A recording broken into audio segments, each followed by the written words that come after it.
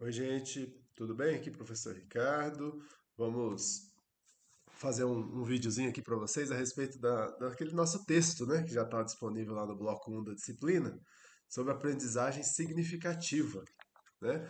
Por quê? O objetivo da disciplina, né, de instrumentação para o ensino de física é justamente esse, né? Instrumentar, né? Mostrar quais são as ferramentas disponíveis para a gente ensinar física. Então é uma disciplina assim muito aberta, não é uma disciplina mais fechada como de conteúdos, como vocês já estão, né, vocês já viram no primeiro, no segundo período, vão ver ainda, né, de física um, de física 2, de termodinâmica. Não. Essa disciplina de instrumentação é uma disciplina muito aberta, né? Então a gente vai ver alguns instrumentos, algumas ferramentas para que a gente possa, para que vocês, enquanto licenciados, professores de física, tem alguns instrumentos além do quadro, né? Tá bom? Então é isso, é o objetivo da nossa disciplina de instrumentação. Então, a primeira coisa para a gente saber, que quando a gente vai ensinar qualquer coisa, né? Saber para quem a gente está ensinando, quem é o estudante.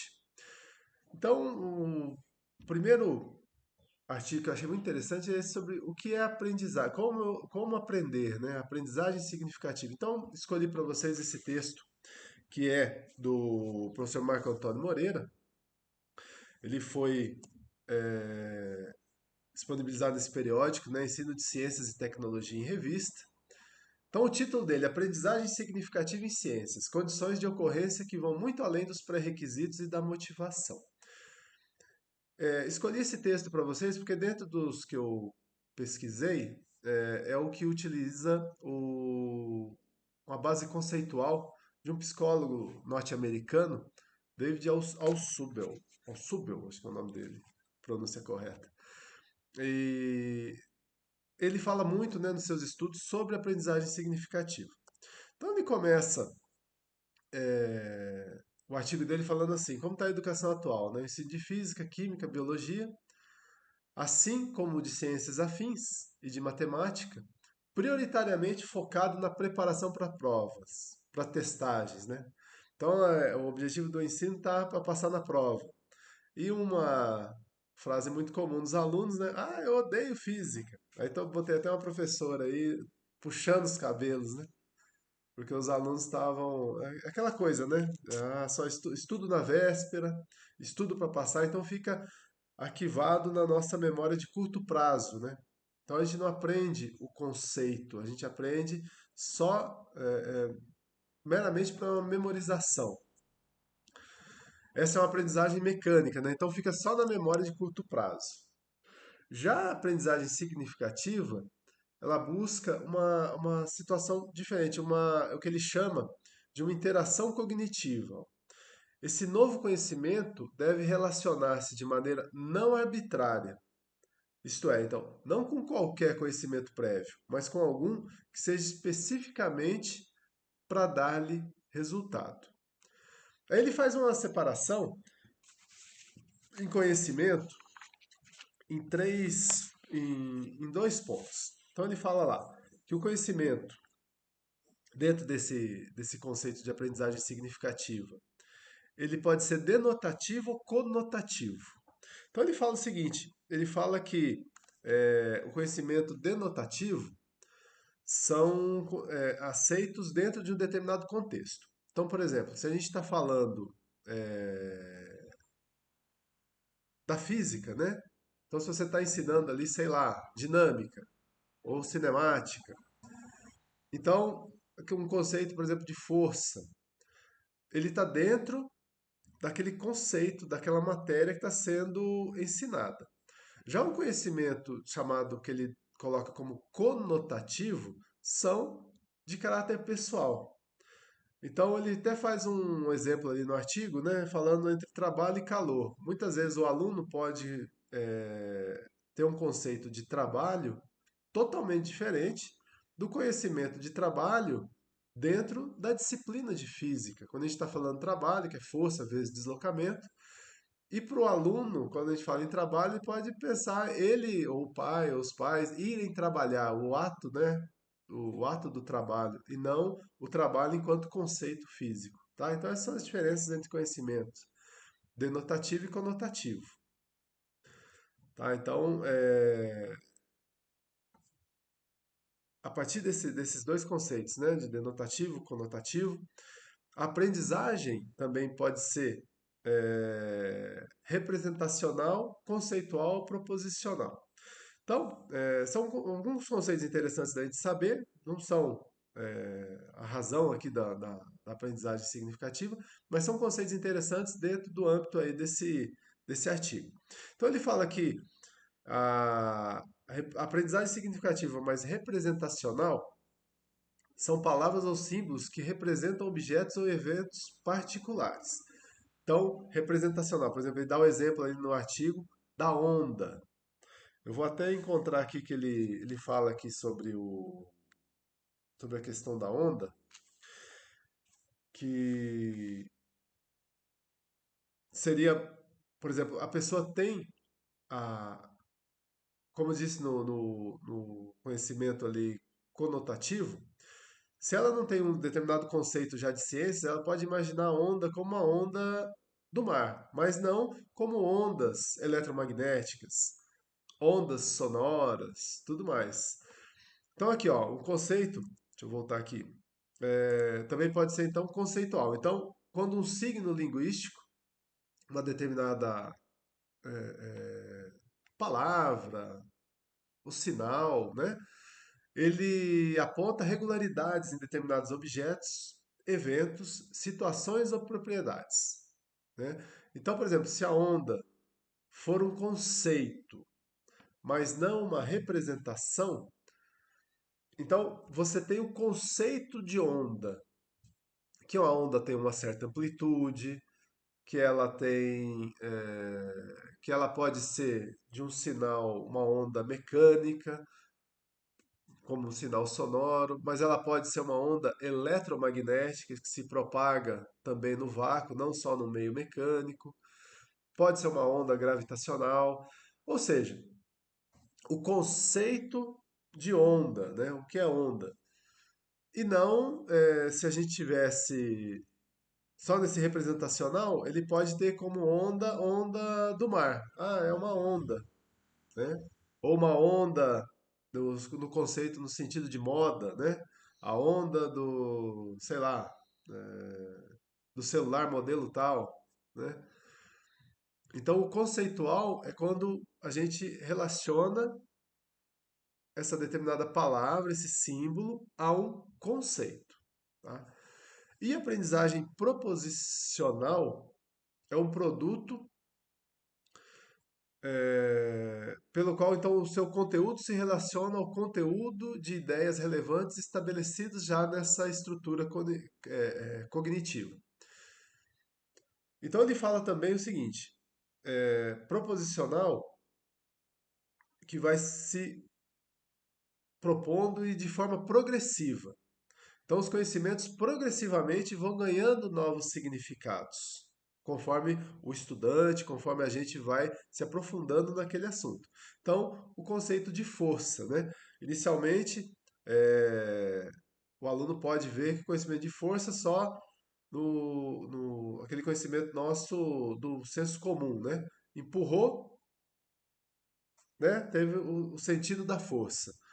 Mas a gente vai, conforme vamos ganhando novos conhecimentos, aprofundando nos conceitos, a gente vai mudando a representatividade que nós temos no caso aí desse conceito aí de força. Quem aprende vai diferenciando e integrando conhecimentos. Então, a partir do momento que a gente vai construindo os nossos conhecimentos, isso é bem intuitivo, né? A gente vai solidificando conhecimentos. A gente aprende as quatro operações, depois a gente aprende, vocês já viram aí a diferenciação, a derivação e a integração. São outras propriedades matemáticas que a gente vai aprendendo. Então é isso, a gente vai integrando conhecimentos, né?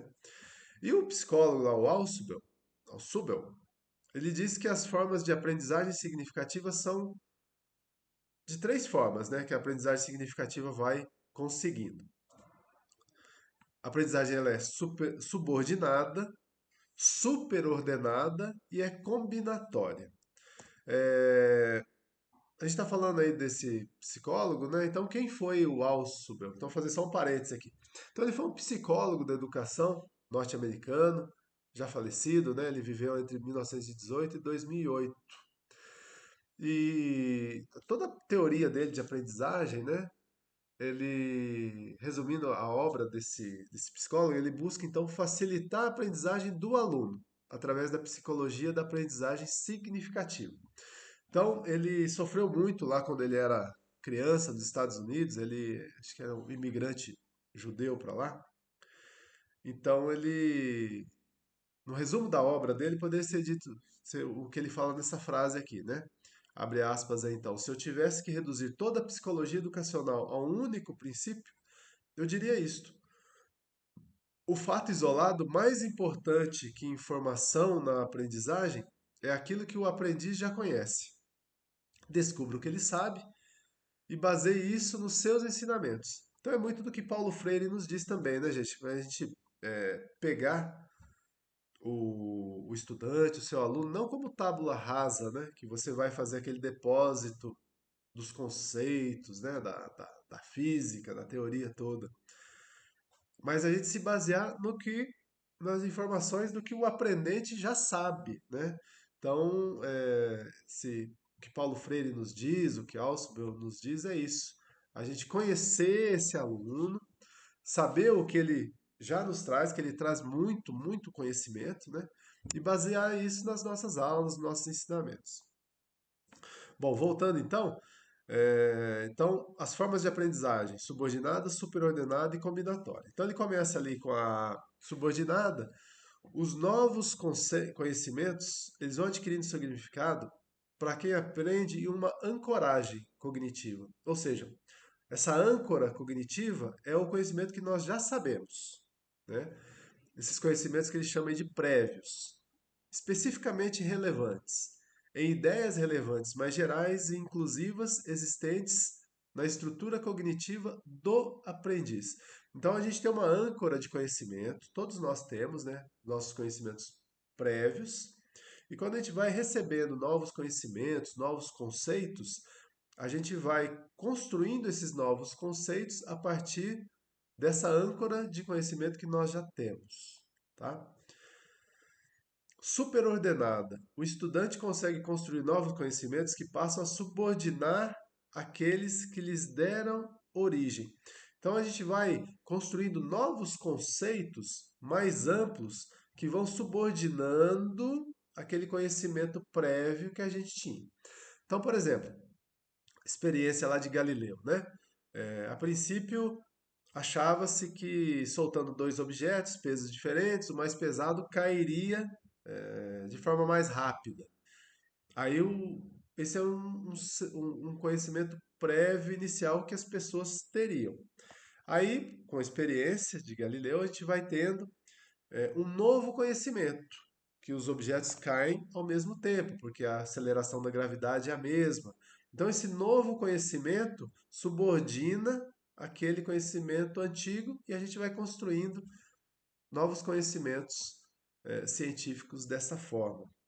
Tá? Então, acho que dá para mais ou menos a gente entender. Então, aqui, ó. Nas aulas de ciências, um aluno aprende que a energia se conserva, que a corrente elétrica também se conserva, assim como outras grandezas físicas. Enquanto algumas, como a entropia, por exemplo, acho que vocês já devem ter visto, né? Não se conservam. Buscando relacionar tudo isso, o aluno poderia chegar ao conceito das leis de conservação, que subordinaria todas as conservações e não tem conservações anteriormente, e não conservações anteriormente aprendidas. Então, é mais ou menos isso, né? Ah, essa aprendizagem significativa superordenada é um mecanismo fundamental para a aquisição de conceitos, mas não é tão comum como a aprendizagem subordinada e muitas vezes ela não acontece, né? Ou seja, então às vezes não dá, o aluno não consegue formar esses conceitos. A aprendizagem subordinada é mais comum, mas pode acontecer também. Uma forma de aprendizagem significativa é a aprendizagem combinatória. Então, utiliza a base cognitiva do estudante. Então, um exemplo aqui. Para dar significado aos conceitos de evolução na biologia, partícula elementar na física e função na matemática, não basta receber as suas definições. É preciso ir muito além, ter uma vasta bagagem de conhecimentos prévios significativos na respectiva área. Condições para aprendizagem significativa. Então, conhecimentos prévios adequados, especificamente relevantes para dar significados aos novos conhecimentos. Ou seja, a gente tem que ter conhecimentos prévios, né, para dar significado a esses novos conhecimentos. Então, assim, se a pessoa não aprendeu ainda as 4 operações fundamentais, né, somar, diminuir, dividir, multiplicar, não tem como você querer ensinar ele cálculo, né? Ensinar a derivação se ele não sabe as operações básicas ali, então. Isso que é esses conhecimentos prévios adequados. Só um pouquinho que eu vou colocar o meu desktop aqui na tomada, gente. Está acabando a energia.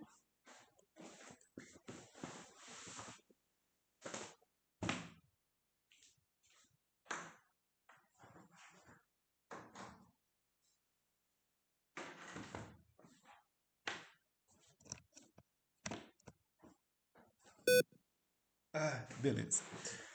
Então vamos lá. Conhecimento prévio, então, é predisposição para aprender. Ou seja, o estudante tem que ter a intenção de aprender, um querer aprender, né? E um terceiro, materiais instrucionais potencialmente significativos, que fazem sentido para o aprendiz e podem despertar o seu interesse. Isso aí a gente vai ver depois, tanto que o artigo não aborda, né? Esse artigo ele vai ficar com relação aos conhecimentos prévios e a predisposição em aprender. A gente não vai entrar em materiais instrucionais potencialmente significativos. Se a gente vê mais para frente, está até previsto para a gente ver isso na nossa disciplina aqui, né, de instrumentação. Então, vamos lá. Conhecimento prévio como variável fundamental.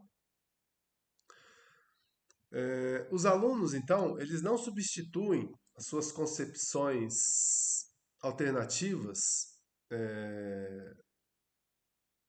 simplesmente porque o professor está falando como as cientificamente corretas. Então, uma mudança conceitual não é substitutiva, ela é evolutiva, é progressiva e é muito importante, gente. Então, assim, o senso comum ele é difícil de ser combatido, né? Haja vista o que a gente já viu, por exemplo, com relação a fake news, né? Vacina.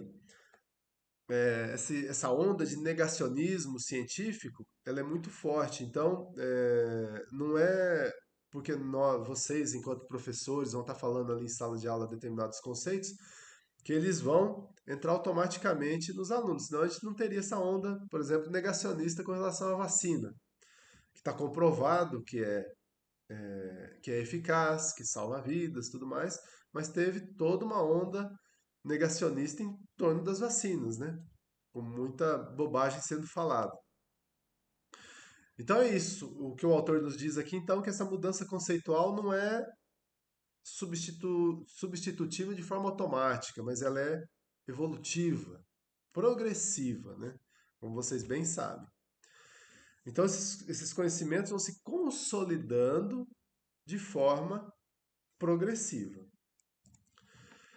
Então, a aprendizagem significativa, ela depende, então, desses conhecimentos prévios, né, que são relevantes, ou seja, a gente vai construindo, como naqueles slides anteriores, né, o nosso conhecimento, nosso arcabouço aí, e da captação de significados contextualmente aceitos e progressivos nessa consolidação de conhecimentos que o estudante está aprendendo. Nesse contexto, então, do ensino, a aprendizagem significativa deve ser dialógica, né? Então, é para nós sabermos o que o estudante traz, né? O que ele sabe. Então, já nas primeiras aulas, é, a gente saber minimamente qual é o conhecimento prévio dos alunos sobre aquele conteúdo que a gente vai trabalhar naquele semestre, naquele mês, né? Então, a gente saber situar nesses alunos onde que eles estão nesse itinerário científico deles, né? Ao longo desse processo, então, esse diálogo é importante, porque os alunos estão sempre aprendendo, né? Mas no início é preciso saber o que eles já aprenderam e o possível papel em novas aprendizagens dessa bagagem, desse conhecimento que eles já trazem, né? O que já foi aprendido. Aí o artigo passa, então, para aquela questão da motivação, mas não só motivação, né? essa, esse querer aprender, né? Então, a predisposição para aprender como variável fundamental. Ele coloca até como um título ali do artigo, né? Então, o autor afirma o seguinte: aprendemos a partir do que já sabemos. Então, a gente já tem uma carga cognitiva, né? Uns conceitos prévios, um certo conhecimento. É a partir disso, dessa sustentação, desse alicerce, que a gente vai aprendendo. A segunda variável fundamental então é a predisposição para aprender. Poderia ser enunciada da seguinte forma: aprendemos se queremos. Tá? Então, trazemos aqui um pensador também, um grande pensador da educação, John Dewey, que já, né, 100 anos atrás já estava lá em torno dos anos 1916, 1900 e pouquinho, já estudava sobre educação. Né? Então ele disse o seguinte: na aprendizagem, as capacidades do aprendiz constituem o estágio inicial. Os objetivos do professor representam um limite remoto. Então, onde a gente quer chegar, né? Onde a gente quer que o aluno chegue. Então, ele tem um determinado nível de conhecimento, a gente quer que ele chegue no final do semestre, no final do ano, a um determinado estágio. Entre esses dois pontos, o que o aluno tem de conhecimento e onde o professor, onde você quer que ele chegue, estão o meio, né? Ou seja, as condições intermediárias, as ações a serem cumpridas, as dificuldades a serem superadas, as aplicações que serão feitas, né? Somente através delas, desse itinerário, num determinado tempo, é que as atividades iniciais alcançarão uma consumação satisfatória. Então, esse meio tempo, as aulas, o trabalho, as execuções, tal, é que vão levar até esse fim, esse limite remoto aí que o John Dewey está falando para nós, que seria o objetivo que a gente quer. Alguns estudos, então, têm demonstrado que a presença de interesse influencia positivamente a atenção do aprendiz, o uso de estratégias e a definição de suas metas. O uso de estratégias pelo estudante, né?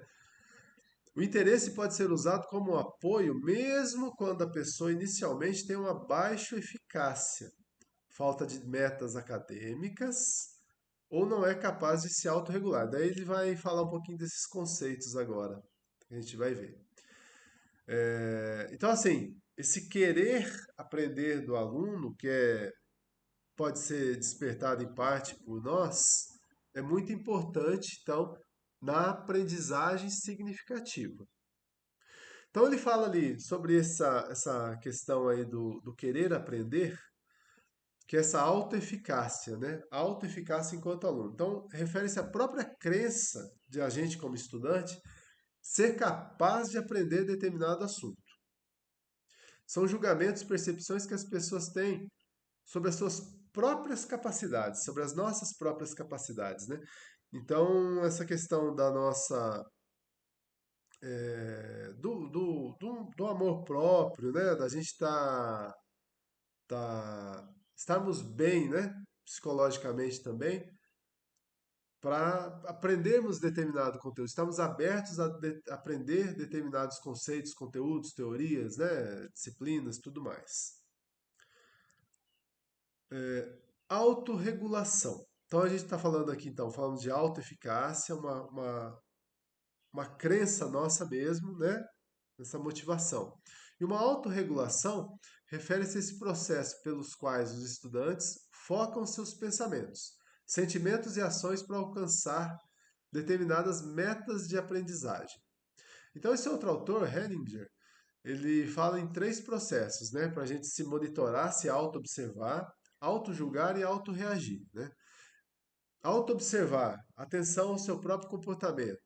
Auto-julgar, comparar o seu nível de desempenho com as metas que a gente coloca para nós mesmos, né? Então, ou seja, o aluno vai ver o seu nível de desempenho com a meta que ele quer. E uma autorreação, como responder cognitivamente, afetivamente e comportamentalmente ao seu próprio autojulgamento, né? Como você se pode se corrigir as suas metas a partir do momento que a gente vê, poxa, meu objetivo é chegar em determinado lugar, é passar em determinada prova, passar no vestibular, passar no concurso. O que que eu preciso saber?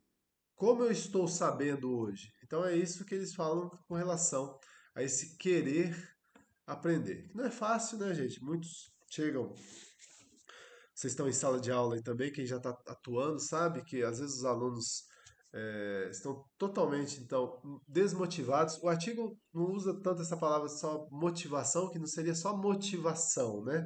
Mas é esse querer aprender que vai mais além do que a motivação. Aí na sequência a gente até vê, ó, que a motivação é importante, mas não deve ser interpretado só como gostar ou algo parecido. Ah, eu gosto de português, então eu estudo mais do que matemática. Ah, eu gosto de física, ou eu não gosto de física, então não vou aprender. Então é quebrar um pouco esse tipo de paradigma, né? A motivação, ele fala aqui então que pode ser intrínseca ou extrínseca, segundo esse autor Glynn. Motivação intrínseca, tá dentro, né? Refere-se à motivação para aprender tópico por sua própria causa, seu próprio fim. Ah, eu vou aprender, adoro estudar astronomia, eu gosto, né, de astronomia, então eu acho bonita a astronomia, então eu a estudo por sua própria causa, né? Pelo desejo de se estudar mesmo ali. E a extrínseca envolve um aprender um certo assunto como um meio para alcançar um certo objetivo, como uma nota, uma progressão, por exemplo, na carreira. Não deixa de ser uma motivação. É extrínseca, porque é fora daquele próprio tema, aquele próprio conteúdo. Mas não deixa de ser uma motivação. Ah, eu preciso aprender. Estou muito motivado aqui a estudar biologia porque eu preciso ir bem nessa prova. Eu tenho que tirar uma boa nota, né? Se eu tirar essa boa nota, eu vou poder, sei lá, vou ganhar um presente, vou poder fazer uma viagem, né? Então, esse tipo de motivação também ocorre. A aprendizagem, então, de ciências deveria ser uma aprendizagem para a vida, para a cidadania. Fenômenos físicos, químicos, biológicos, enfim, fazem parte da vida do ser humano. A gente sabe muito bem disso, né? A ciência é subjacente a toda tecnologia que permeia a sua vida. Então o autor termina falando que a ciência, em geral, permeia toda a nossa vida. E com certeza, né? Você tem aí na tua casa, sei lá, você tem um micro-ondas. Vem de estudos científicos lá de trás. Hoje, se a gente tem um celular, foi por conta dos estudos em eletromagnetismo, né? O estudo da física básica levou ao desenvolvimento de determinados produtos pela indústria. Isso aí vocês já devem ter visto também. Todo o aparato industrial vem das pesquisas básicas lá de trás, que às vezes não tinham nem muito a ver, né? Por exemplo, o tênis que a gente usa, ele vem inspirado no que os astronautas, na roupa, né, dos primeiros astronautas, desculpa, dos astronautas lá dos anos 60. Então, assim, aparelhos da medicina, raio-x, aquele ressonância magnética, tomografia computadorizada, tudo isso vem de avanços da física do início do século, né? Dos anos 1900. Então, o controle remoto aí que você usa para mudar o canal da sua televisão são raios infravermelhos, que são estudos lá dos anos 1900 da física também. Ou seja, a física básica é importantíssima, né? Hoje a gente vê grandes avanços na área computacional, inteligência artificial, tudo mais. Tudo avanços lá dessa pesquisa básica já realizada pelas ciências lá no início. Na conclusão, então, do artigo, ele diz o seguinte: ensinar é um desafio, mas perceber que os alunos estão aprendendo significativamente é compensador e até emocionante.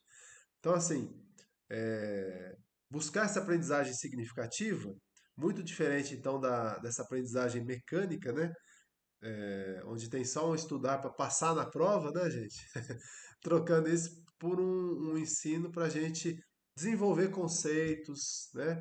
E fazendo uma construção do conhecimento para o aluno poder ter de fato uma aprendizagem crítica, que é o que a gente vai estudar ainda mais para frente lá na BNCC, nos parâmetros curriculares nacionais para o ensino de física, o que o legislador queria quando ele fez, quando ele produziu esses parâmetros curriculares, quando fez a BNCC e tudo mais, as bases nacionais, né? Então, gente, esse é só um resuminho então sobre o que foi o artigo que eu coloquei para vocês. Faça uma leitura, ele tem ali umas, acho que 11, 12 páginas, é uma leitura interessante para a gente saber sobre aprendizagem significativa, ponto de partida, né, para a gente poder ter sucesso, ter menos dificuldades, né, e ter um ensino mais significativo também, mais compensador do ponto de vista aí também do professor. Tá bom? Fico por aqui, essa apresentação aqui tá bem simples, né? Ela não quis fazer nada muito sofisticado, não. Vai ficar disponível aí no AVA também e a gente se vê. Tá bom, gente? Muito obrigado pela paciência, quem ficou até aqui. Até mais então, tá bom? Tchau, tchau.